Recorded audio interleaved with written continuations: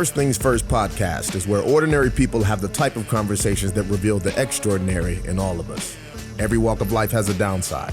Now let's start at the bottom. If you heard the rhyme, then you already know the time. You back here with WTFP, Worst Things First podcast. Today's guest, licensed massage therapist, T Black. How you doing today? What's up, brother? Shit, it's all good. All right. How you living? Just living. That's it, living. You say you just came from work, huh? Yeah. On the massage tip? No, actually, I was detailing a car. Oh, okay. You into cars, man. I know, I love them. You into cars. What's your favorite whip? An Audi, all of them. It don't even matter. Yeah, I see you whipping that black joint. Yeah. That's what's up. That's what's up. So I was doing a little bit of research. This whole thing between the terminology of like masseuse, masseur, and massage therapist, and I didn't realize that they were basically saying they're both French terms which are gender specific. Masseuse and masseur. Masseuse being for a female, and masseur being for a male.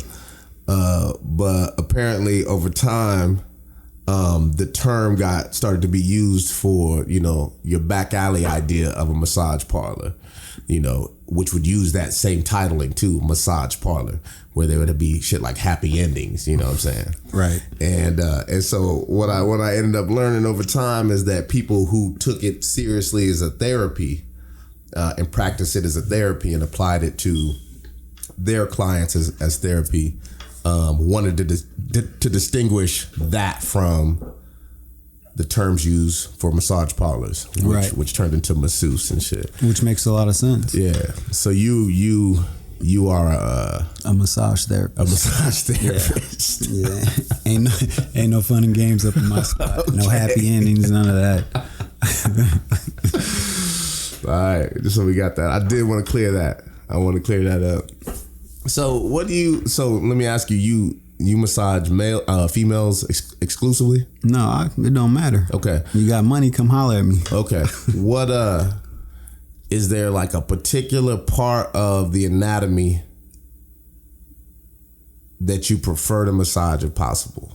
I like the shoulder and neck area, just because I know I'm putting in a lot of work. That's where a lot of people's stress is. One of the worst areas, actually could be one of my favorite areas, are feet, because I'm really pretty feet. Mm-hmm. But when you come in with them hard, dusty feet, yeah. Hey, what is that like, man? What's that? Somebody books, they pay the money, you're gonna take care of them because they're a customer. They come in and they got Tyrannosaurus Rex feet. What runs through your mind at that point? Like, wow, I really got to do this. And then my second choice is, or I guess my second option is, I better grab a whole bunch of lotion, oils, whatever, and just douse them feet before I even get to them, so they can sit and soak before I hit the whole body before I even get to them jokers. Man, some shit can't even absorb lotion. It's so bad though, man. Right. Like trying to rub lotion on a crinkled ass trash bag. And when you work for a company or you work for a corporation, it's really hard for you to say, no, I don't want to do that. But when you work for yourself, you'd be like, right, I'll hit every part but your feet. Right. You know what I'm saying? You go home and... Hey, hold on. So has there been an instance where someone has set the appointment with a certain plan in mind? They arrive, you peep a thing or two, and then it's like, hey man, I'll do everything except this. Has that happened? The happy endings. That's like... Oh, there's been outright requests for that? Yeah. Oh, wow. And it's to the point to where like... From male and female? Both. Oh yeah, I would imagine. And it's crazy. Because far as thing from... what you want to say, gay, or trying to give off that energy or anything. And I've had plenty of men approach me like, come on, let's do this. Like, like they got the money for a happy ending. Oh man, what's the most you ever been offered for the happy ending you turned down? It wasn't so much what I was offered. It was I knew the person was well off, and he was like, "I'll take care of you." Yeah. That type of scenario. Okay. So when that did happen, I left the room. When told my boss, they came and escorted him out. Like, come on, dog. Okay. At that time, was it under the same circumstances you're under now? Was it self-employed, or were you? This is when I was working for the corporation. Okay. Man, I was gonna say, I wonder how they took it. If he was like a valued client, that sort of thing. You know what I'm saying? I have no clue, honestly. I mean, you know where I'm going. Because once they came and got him, I was in the back getting prepared for my next client. So yeah. Okay, so you have boundaries. You have certain parts of the body that you don't enjoy, or at least aren't inclined to massage. Only parts that really that I don't particularly massage, or I don't massage, are your breast. Yeah, and I really don't mess with your abdominal area too much unless you request that. It has to be requested. Cool. Other than that, everything else I'll knock out if you need me to. Is that for make sure everything's cool, everybody's towing the line, and there's no issue like that, or is there some other reason? Well, as far as the breasts go, yeah, that's like crossing the line. Yeah. And then, yeah, that's crossing the line. And then as far as like the abdomen goes and all, it's you find people you find more people who have weak bellies laying on their back, and they don't want the pressure put on their back. I mean, on their belly. Okay. When they're laying on their back, they've got weak bellies, and they don't want all that pressure put on them. So I pretty much just avoid that. I was thinking you were gonna mention something like gas. You know, somebody starts pressing on stomachs and the abdominal area and stuff. Oh yeah, and that's that hasn't been the issue, but that could be the case. You know, they're telling, not the pressure on my belly. So yeah, I could have pushed out something and didn't know about it. Yeah, no question. Speaking of which, also some of those dudes that propositioned you could have pushed out something and you didn't know about it. Right. Have you ever had an issue like that where like there's suddenly there's body fluids around here? You know, you didn't see them when they came in. No, I've had situations to where I've seen a teepee. Like, are you kidding me? Yeah. Hey, is that common? And not even on some like, all right, I'll put it like this: attracted to you or whatever. You know what? It's just a common thing. I think like through stimulation. All right, when I went to school, for some massage therapy, first time I ever had a massage, right? And being that I was the only male in class, I was the first example to get on the table. Okay. First time I got a massage, I got a teepee in front of my whole class. So it was really, I think, once you get a massage and you know what to expect, then you kind of, but like at that point in time, I had never had one. I didn't know what to expect, and it was kind of a. Around how old were you? I was what? 34. Okay. Yeah. Okay. How'd that pan out? This is in front of a class. I just laid there and closed my eyes and thought about everything. Okay, so you didn't get any numbers after class. Did I get any numbers after class? No, I didn't get no numbers after class. I'm just trying to get a clear picture of how this all panned out. No. Okay. I got a lot of compliments after class. So I'm sure if I really pressed the issue, I could have got some numbers. But yeah, I didn't press the issue. You got compliments on your stoic nature. Yeah. And I guarantee, like, most females ain't seen what I got. You know what I'm saying? I'm not the average character. Oh, you there. That's where you at with it. Right. Okay. I see. So, man, it's... what would you say is, like, the greatest struggle you face in this line of work? The greatest struggle I faced in this line of work. You know what? What's the thing no one would really think is an issue in this line of work that might surprise some people? You know.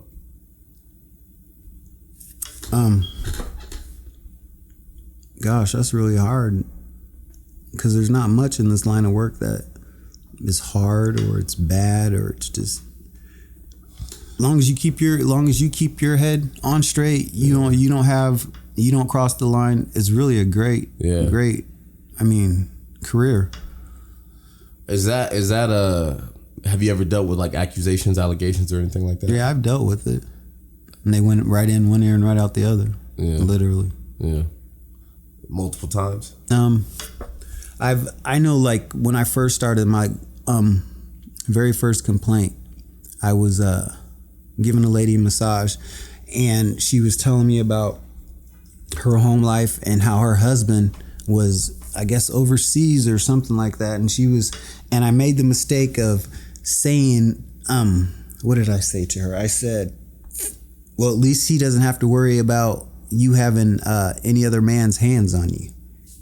Something to that effect. And when it came out, I knew it was wrong because it felt wrong when it came out. And I know it made her uncomfortable. Yeah. But yeah, that's pretty much it. You know, you have situations where you might be massaging the legs, and for some odd reason, no odd reason, the legs spread a little more than they were. You know, it's just you just got to stay focused on what you're doing. That's good. Yeah.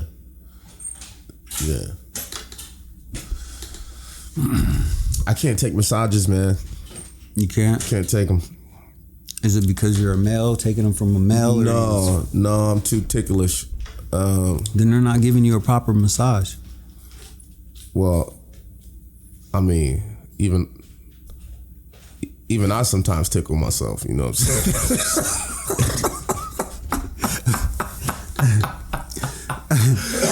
Like, I mean, you know what I'm saying? Like, I could rub the muscle that sits right over my shin, just to the center right of my shin, and poke it in the right way where it's like, oh, it becomes like temporarily unbearable, and not from like a pain standpoint, but just from like some awkward, ticklish sort of realm. You know what I'm saying? Something like that.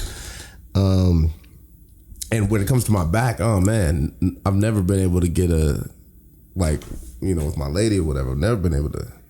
It's always been like that, you know. I hold a lot of tension in my shoulders, you know what I'm saying? You might need to let me get at it. Heavy hands are a little different than light hands. Yeah, I've heard, but it feels like any degree of pressure actually feels uncomfortable. Yeah, and massages aren't for you. Yeah. Hey, what are your thoughts on like the whole concept of like you know, people essentially becoming like wounded over time and storing that stress and that the result of that conflict in their muscles and their fibers and that sort of thing, and like needing like deep tissue massage, shiatsu, and that sort of thing to actually alleviate these sorts of things. I've heard some people even go so far as to say like these wounds eventually kill us over time. Like we just have wounds within us from psychological, emotional, and various forms of stress, that it's part of the reason you feel tension in sort of certain parts of your body. And that if you never actually get those out, those wounds eventually kill you over time. What are your thoughts on that? Wow. Like on that area, I think more along the lines of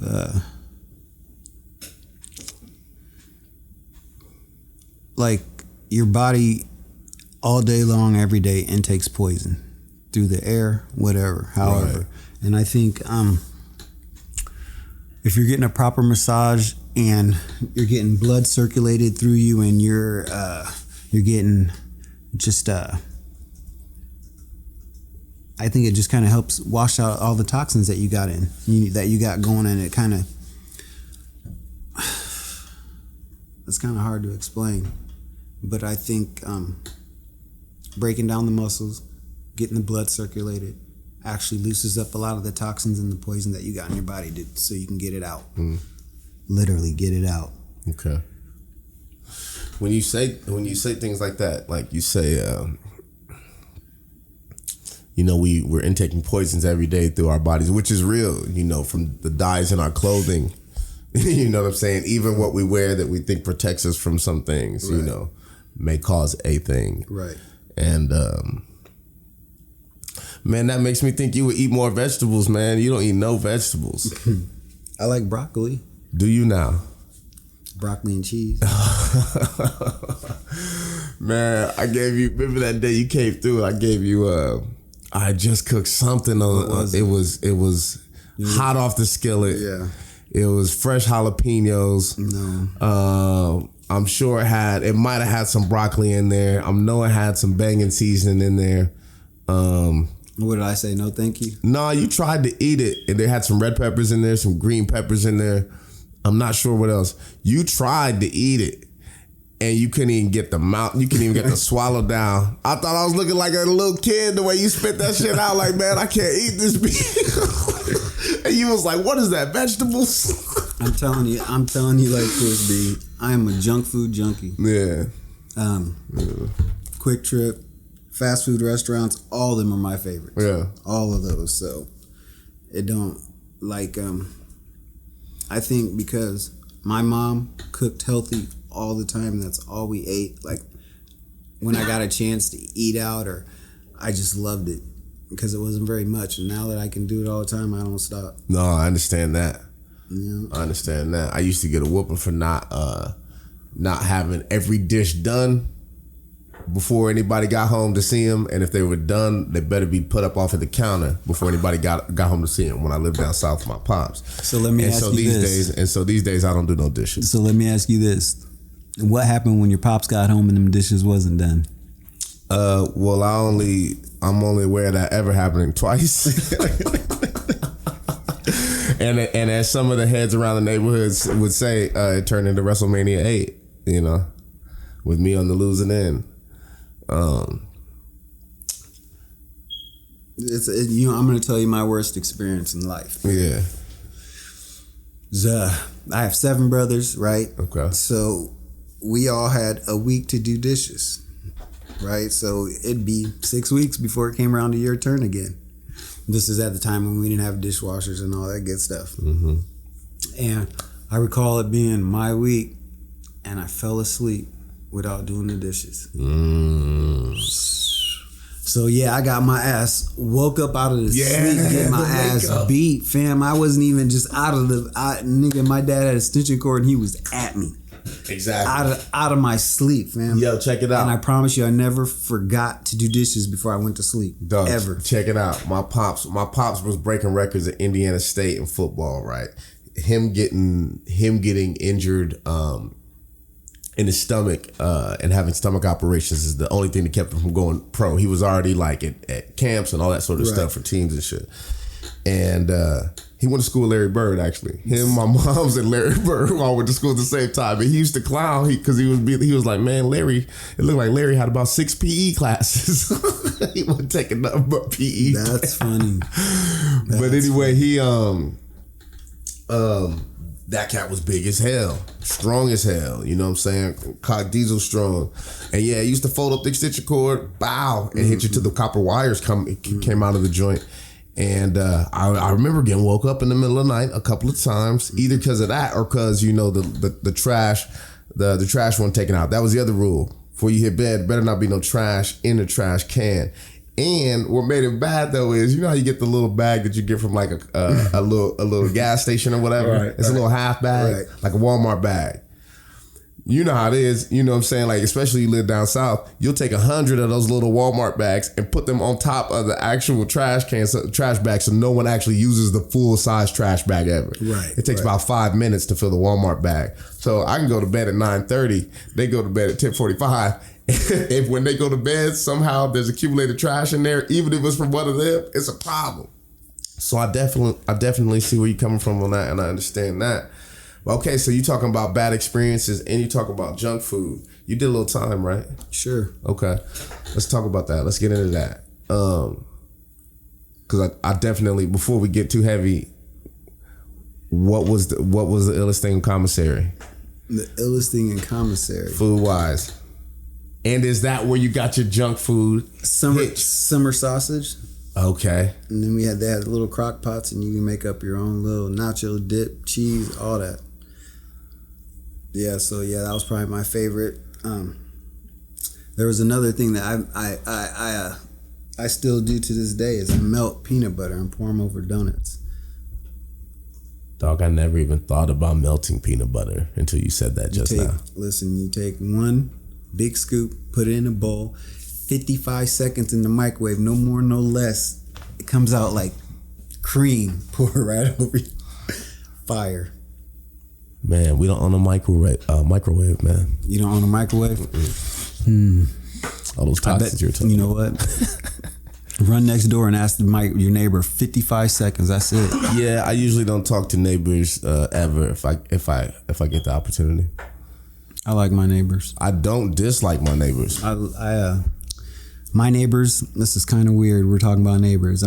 We live next to a family and they got approximately 8 kids and they homeschool them all. There's no TV in their home. Mm-hmm. So then you have my family, which is wild as hell. we moved next door, right? And so these kids are getting to know my kids, right? But they're coming to my house just to sit in the living room to watch TV because they've never seen it. Oh, I got you. Yeah. They would come over to my house literally just to sit down and watch TV. So the kids themselves, they were different, but they're just kids, and my kids loved them. And I mean, over time, you could even see their parents wanting to see what's up over at our house. Okay, how's that pan out? Well, we had Nicole had a Cinco de Mayo party at the house. You know, of course, we invited them. They came over. They actually came, you know, there's no front when we party, and you see exactly what it is and how it is. Yeah. So, of course, they seen us running through the house, getting drunk, smoking weed, kicking it. Yeah. Pretty much every time something pops off, they want to come over now. So, I mean, it turned out swell. Oh, that's what's up. And then we just had a new neighbors move in behind us, and it's a guy and his wife, and they're pretty young, but they don't want kids. So we send our kids over there and get them. You know. so they keep that sentiment. Yeah. So I send my grandbaby over, which my grandbaby loves them, and they love my grandbaby. But you know, she gets her, what do you want to call it, when babyitis filled or whatever. Yeah. She gets her fill on my kids. So everybody's cool then, right around there. Yeah, it's pretty laid back. I don't worry about too much at home. That's what's up. Yeah, no, I don't mind my neighbors, man. They keep to themselves, we keep to ourselves, and that's how I like it, man. You know what I'm saying? Like if something jumps off, boom. You know what I'm saying? We a brigade on this block. But other than that, I really don't need to interact with you unless we see each other. It's kind of hard for me because kids interact with other kids and their parents, so it's hard. It's hard for me not to know who my neighbors are. Yeah, no question. Because my kids are knowing who my neighbors are, so yeah, I'm gonna know who my neighbors are too. I understand. So how you end up in the joint, man? Wow, this is kind of crazy. Me being a black man, dating a white girl at the age of, I want to say I was 19. I had just turned 19. Okay. She was 17. And I had graduated from Roosevelt, and we were in Iowa City partying. So I came back from Iowa City to pick her up for the weekend. Yeah. Make a long story short, I had 2 buddies in the car with me. We pulled up at their house. I went inside, talked to her mom and dad, which everything was cool. Her dad went outside, and my buddies in the car, they've had a couple drinks, but I hadn't drank anything. They were just riding. We were kicking it. The driver? Yeah, I'm the driver. Okay. And there was no alcohol in the car. This is before we even got there. Yeah. But her dad came out and was like, she can't go with you. And I'm like, why? You know what I'm saying? He's like, because you guys, I was like, you know, pretty much I haven't been drinking. Everything is good on this end. Yeah. And backtrack. My senior year at high school, her junior year in high school, she lived with me and my family.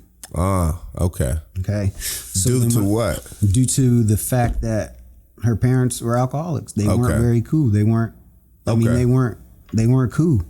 So, okay, fast forward. So then when I graduated and I left, she had to go home. So I came, like I said, I came back for the weekend, pick her up. Her dad, and make a long story short, her dad was like, she can't go with you. And I'm like, why in the fuck can't she? Don't act like you give a fuck now. And he grabbed me.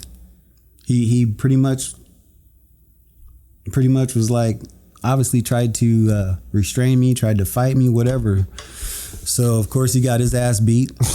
Then her mom came outside and she tried to jump on me. She got slung across the yard. Yeah. Me and her hopped in the whip, went to Iowa City, partied, kicked it all weekend.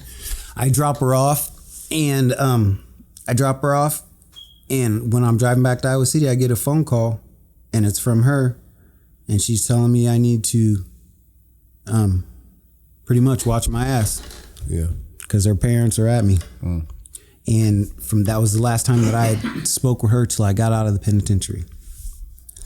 Hold on. So you got a call from her saying, watch out. Yep. And then next thing you know, you picked up. And so next thing I know, I'm picked up and I'm charged with kidnapping. Okay. Now, this is what really pisses me off. Is being a black man at that age, I knew nothing about the law. Yeah. I knew nothing about getting a lawyer. I knew nothing about that. So when they say you got a county, or when you got a court-appointed lawyer, that's and all that good stuff. If I had the knowledge that I have now, I would have never had any type of felonies on my record. Period. I would. The worst out of that scenario that I should have got out of that scenario is 90 days in the county. It's the worst. As what? Under what charge? That's under assault, or that's under fighting. Oh, gotcha. You know what I'm saying? Yeah. What have you tried to get it expunged or anything? No. So as soon as I got out, fam, I got on my hustle, right? Yeah. I started selling weed. Make a long story short, I'm at home one day. I just got home. My next door neighbor knocks on my door. Okay. I open my door. It's my neighbor. He's like, man, can I use your phone? I'm like, yeah, sure. So he comes in. I go to shut the door behind him. Police kick my door and got a pistol straight to my mouth.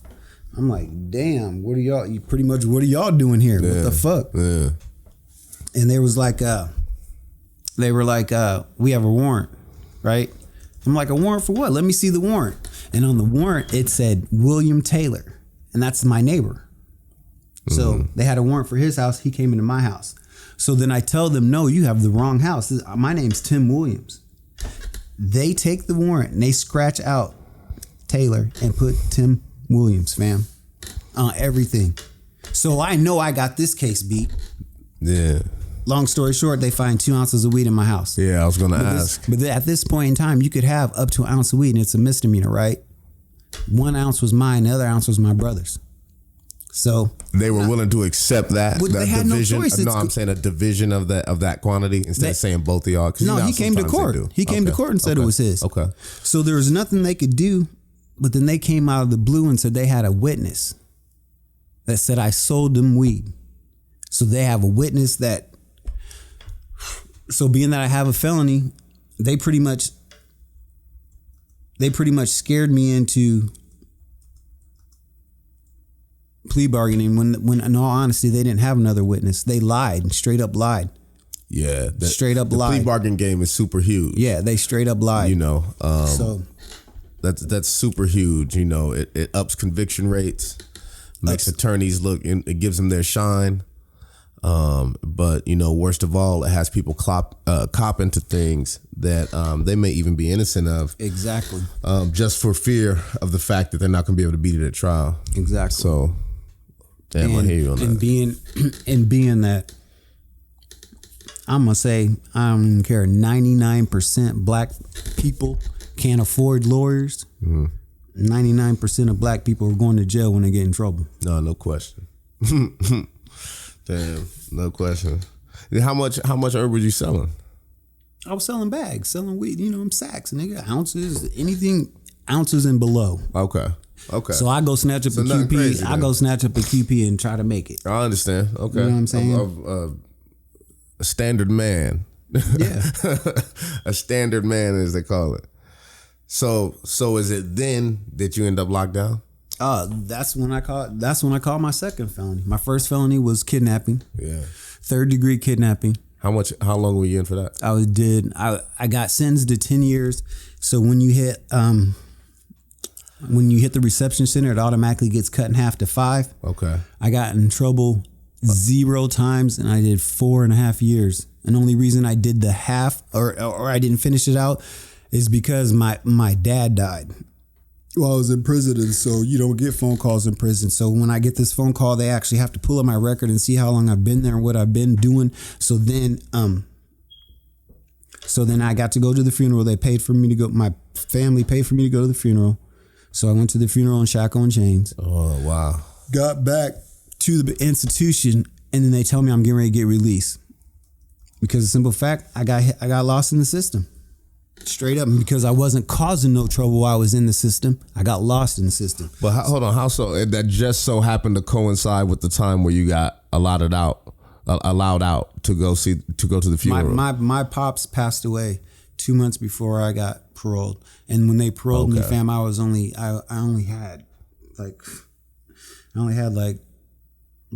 had 6 months to go. We'll say 6 months to go. Yeah. And they paroled me on unsupervised probation.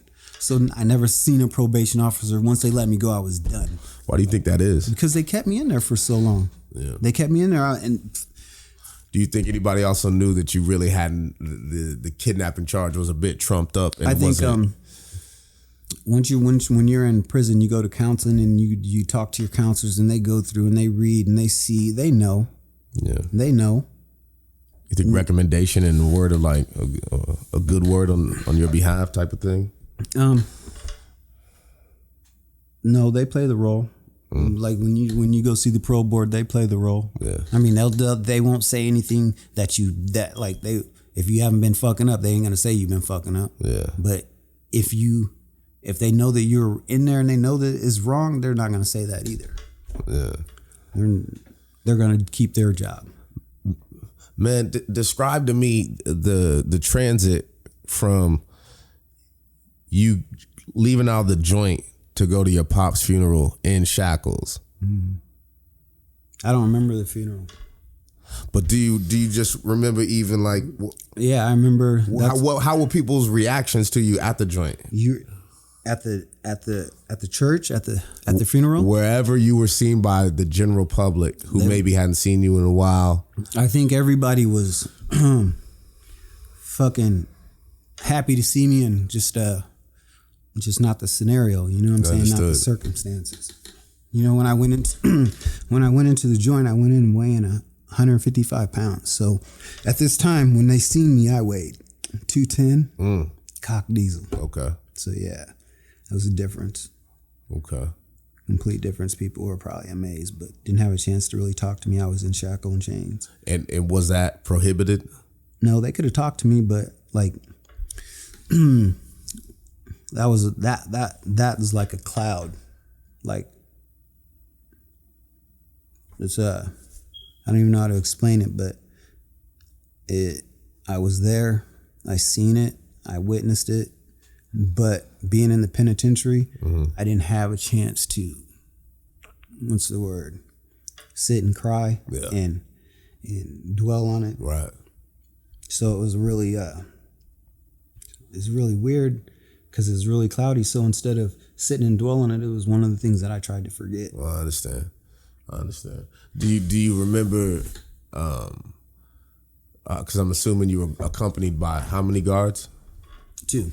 Do you remember? Were they cool? Yeah, they were actually like the whole time. It was a cool situation. They were actually really nice. I mean, that's what's up. They sat completely in the back. You know, they just kept an eye on me, which. Oh, they separated from you too. Mm-hmm. That's what's up. Yeah, that's what's up. Well, I'll put it like this: they separated from me. Yeah, but I had shackles on, so right. So, right. Did you have long sleeve gear, that sort of action? No, I had on a clean set of penitentiary clothes. Gotcha. That's how that went down. A clean set of penitentiary clothes. Huh. But as far as the guards, I think funerals aren't something anyone wants to witness. Right. And even though these guards were white, they were at a black wedding. Black funeral, like all black. I think even they felt the pain. Yeah. My dad was a minister. Okay. My whole life, that's all I knew was church. Okay. So yeah, it was like, I don't know. It's a subject that, speaking on my pops and talking about that, is something that actually brings a lot of emotions. Understood. So the pen though. The joint. Yeah. In Iowa, it's like getting sentenced to an all boys camp. In what way? Well,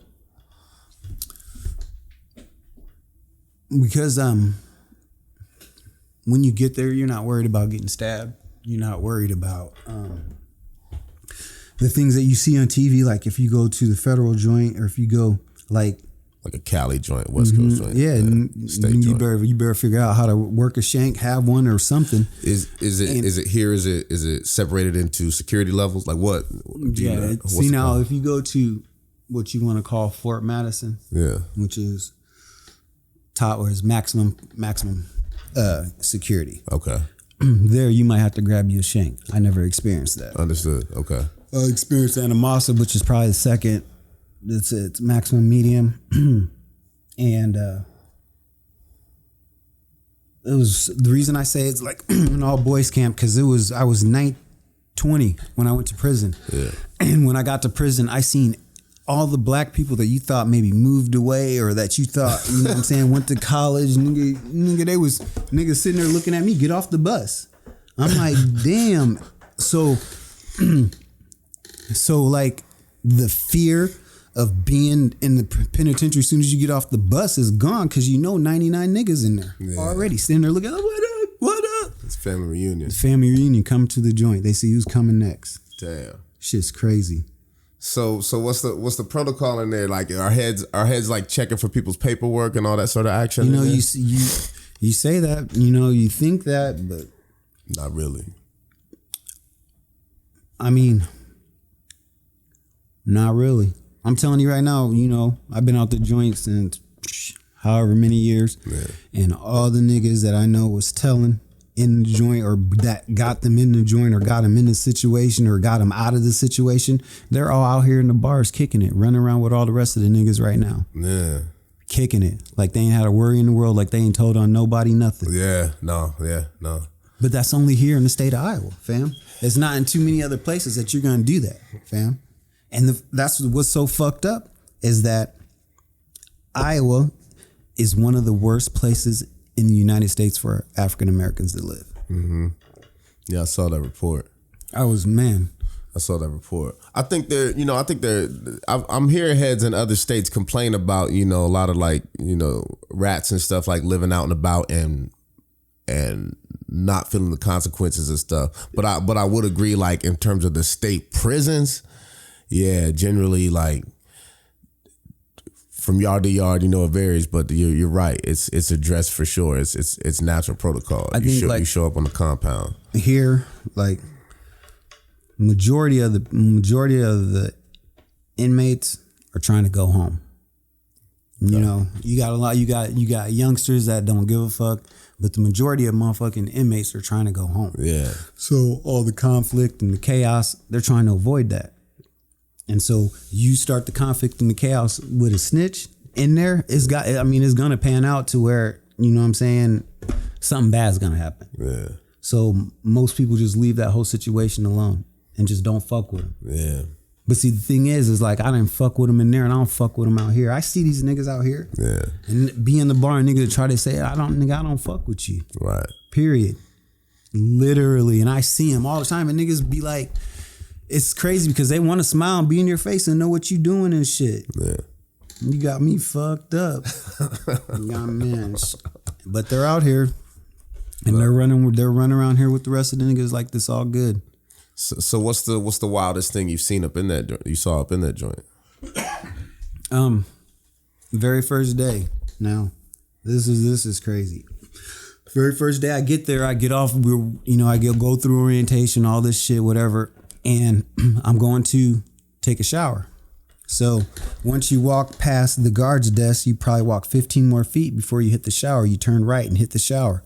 So I walk past the guard's desk and hit that right. And when I turned right, there was a big ass brother who just dropped a little white boy on the floor because he just got done running up in him. So when I seen that, I turned right around, didn't take a shower, went straight out to the weight yard, and I didn't stop from the day I seen that to the day I left.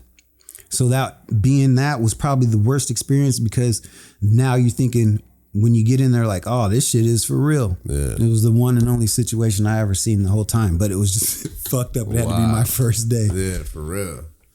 Heads in there showering in boots. Man, it was crazy. What were y'all issued? What were your shoes? What was the shoe game boots. on? We had boots. Boots and sandals, or just boots? No, we just had boots. We had boots. And heads was showering them? No. You could buy your sandals off commissary. Yeah. But you ain't getting them for free. What the sandals go for? Who knows? I don't even remember. Yeah. I'm gonna tell you, if you want to know how I survived in the joint, my older brother, as soon as I hit the joint, he sent me a subscription to Gallery Magazine, which is a nudity magazine. Okay. So every month when I got him, I take the paper out, I'll take a page out, and then I'd laminate it with Scotch tape, and I'd rent them out. Niggas get them wet, post them on the wall, and handle their business. How so? And it's pronounced Anamosa. It's not Anamosa. It's Anamosa. Oh, okay. Yeah. So at this particular joint, they allow that in the mail. Oh, you have no choice at that point in time. You had no choice. What do you mean? I went from 2 joints. I had them at both joints. What do you mean they had no choice? Because you're talking about a subscription that is coming legitimately through the mail. The mail. I think I don't know if the laws changed. I don't know if the laws changed or not, but yeah, that was no issue. We could get them, and I made a living off them. Yeah. I survived my whole time with I didn't need nothing. I got that subscription every month, and I had all the commissary I needed. Yeah. You went through the book first though. Went through the book. You kept a few pages for yourself. I probably did. How many pages would you say was in the Gallery magazine?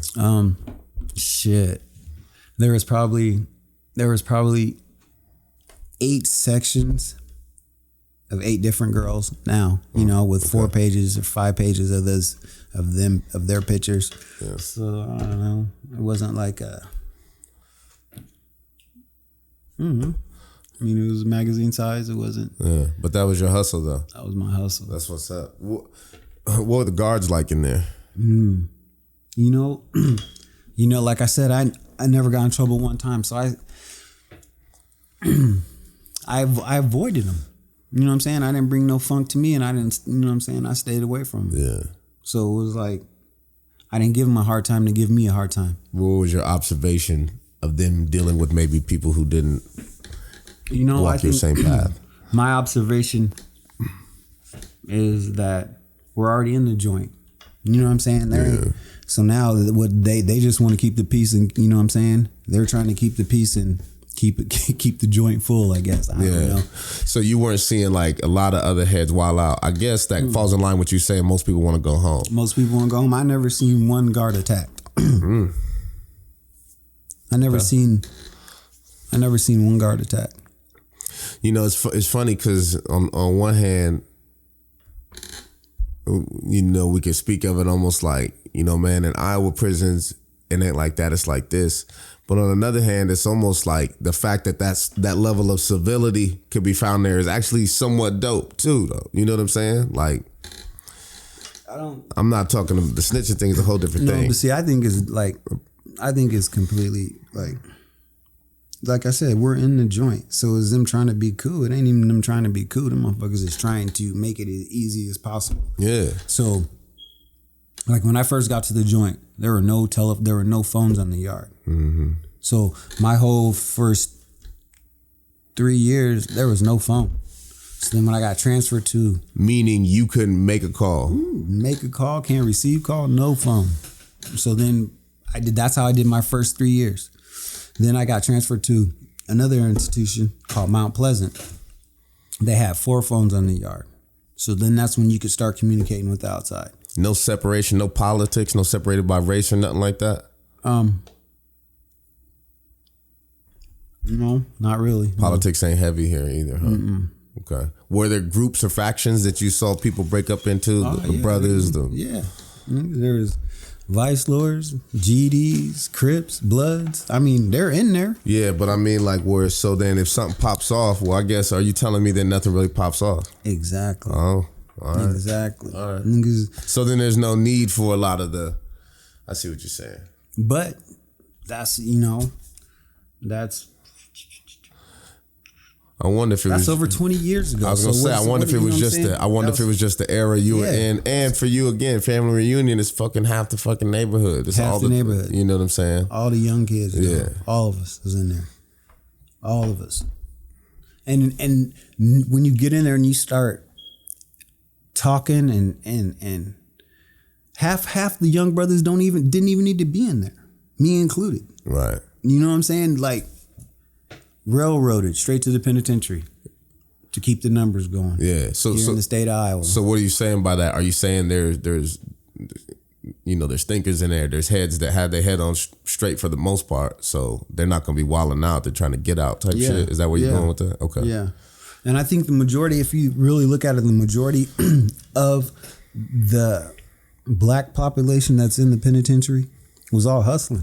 Yeah. It wasn't we wasn't out killing. We wasn't even out robbing. We was hustling. Right. Selling dope. Yeah. That is the majority of the population. Now, look, marijuana's free. So half of the people that was in the penitentiary, marijuana's about to be legal. So half the kids or that they sent to the penitentiary, it's about to be legal. Yeah. It's about to be legal. So the government, they're the dope men now. That's how it breaks down. Well, so that always have been. Always. But I saw Illinois repealing a whole bunch of convictions. Yeah. So I got 3 of them take all 3 of them back, Jack. I need them. Right. That's nuts. What was the biggest hustle in there outside of gallery magazines? Was gambling going on in there? Oh, tough. What's the give me the rundown on it. Pinochle. That was one of my favorites. I don't know how to play pinochle, man. It's funny thing is I don't know how to play spades. I play tonk. I live down south. I play tonk. Tonk. Yeah. Whatever game it was, or whatever game there was, you know how to play cards. Let's get it. Okay. And so were y'all able to peep sporting events? Oh yeah. Okay. Well, give me what's the TV situation like? Is it just a day room where y'all got TVs in the cell? Is it cell dorm living? What are we talking about? No, the cell is a cell like you see on TV, but you can't have your own TV. And so like you do have a day room where everybody goes, and it's pretty much the majority what the majority was watching or wants to watch. You know what I'm saying? There wasn't like I said, there wasn't too. Everybody's trying to get home. Everybody really tried to get along. Like it's even carried over to the streets. Now you see Vice Lords and GDs hanging out together. Yeah. You see Bloods and Crips kicking it together because they was in the joint. They didn't have no choice. Right. You know what I'm saying? So now that's even spilled over out into the street. Have to like, yeah, niggas is folks and niggas is GD, niggas is Crip, but they're all niggas. Yeah. And I think the penitentiary showed them that. Like, we can be up in here, we can be mad at each other all we want. We ain't got no guns, nigga. We stuck in this motherfucker. The white man got control of us. Now what we gonna do? You can be mad at me, I can be mad at you. It's just gonna make time real hard. Matter of fact, you wanna play one-on-one, let's go to the court. Let's go play ball. Matter of fact, bring your boys. Matter of fact, I got my boys, we got a squad, we out here having a fun time balling.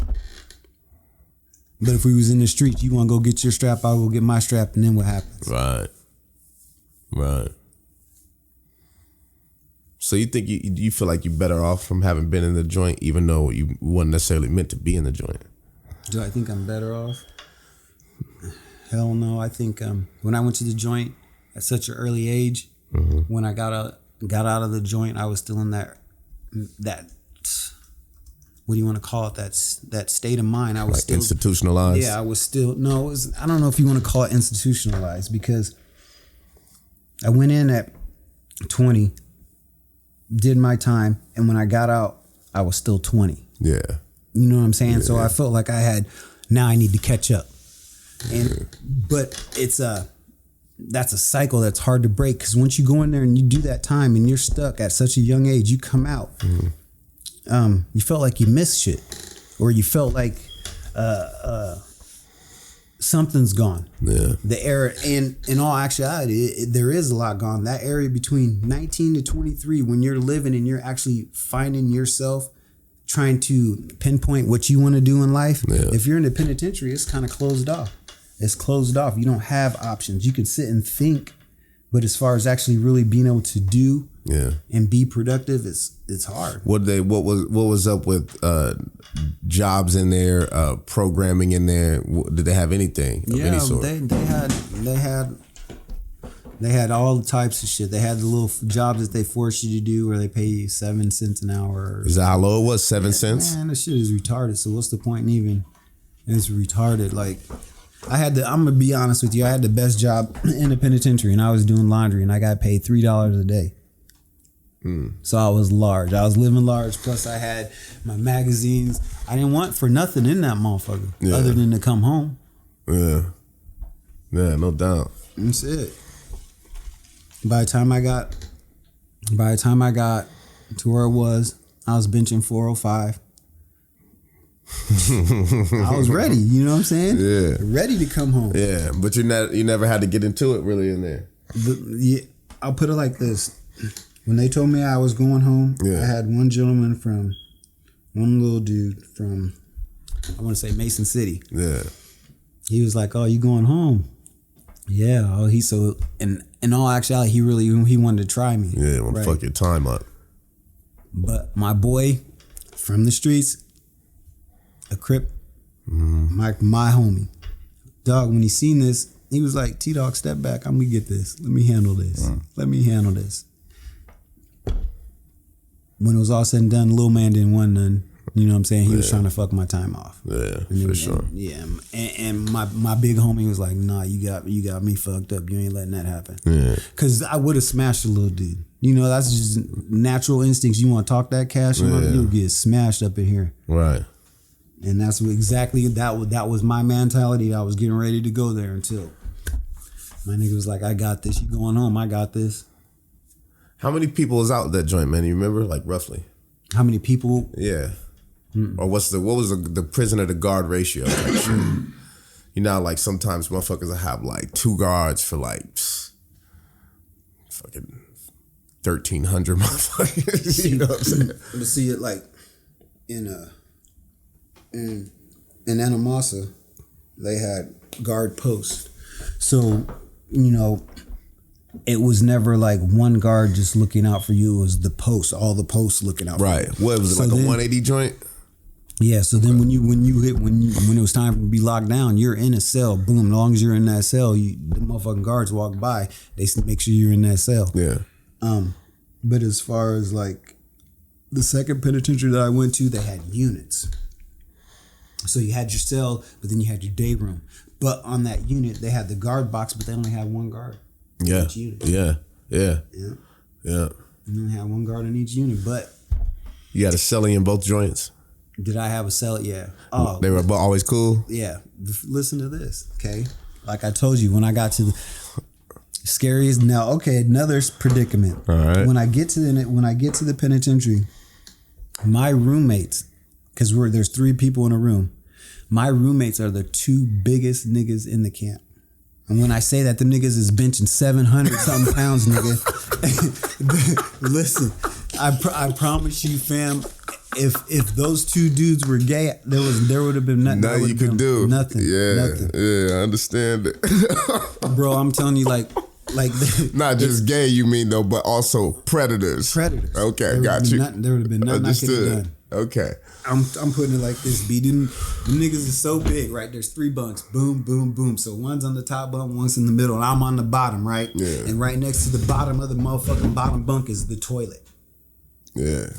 So So when they went to the bathroom, fam, I scooted as far as up in the corner of my bunk as possible. Yeah. Right?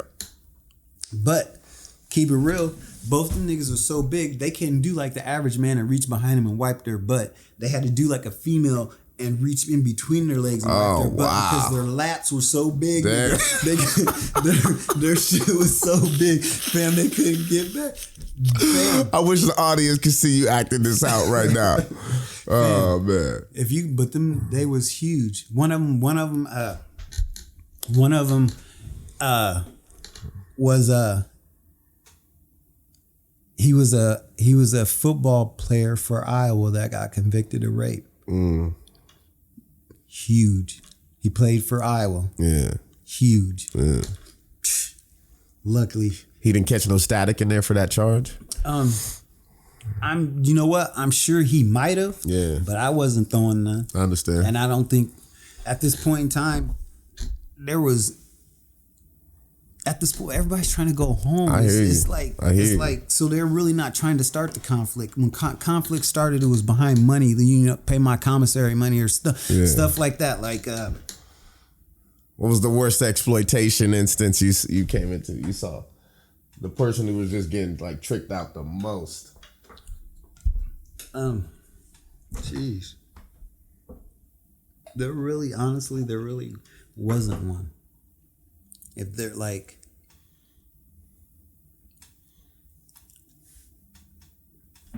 I know it sounds crazy, but you can be safe in the penitentiary. No, I understand. You're safe in that motherfucker. I'm gathering a picture of the particular climate of it here too in our state. So, yeah. But as far as things go now, you got all these youngsters that ain't got no common sense. Right. And you want to call these young C block niggas, they're really tearing up and they don't give a hoot. And I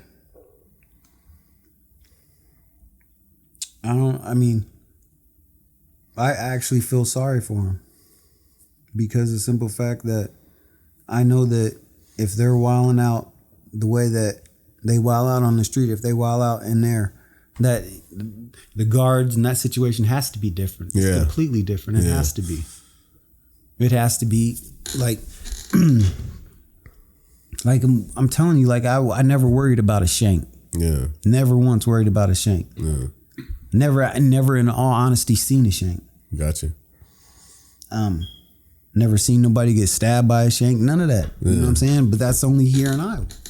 You go anywhere else, fam. You or if you've been to the Fed joint. Yeah. Now I'm gonna put it like this. Now everybody from Iowa that's been to the Fed joint that's come back home, they'll let you know it ain't nothing like this. Yeah. It ain't nothing like this.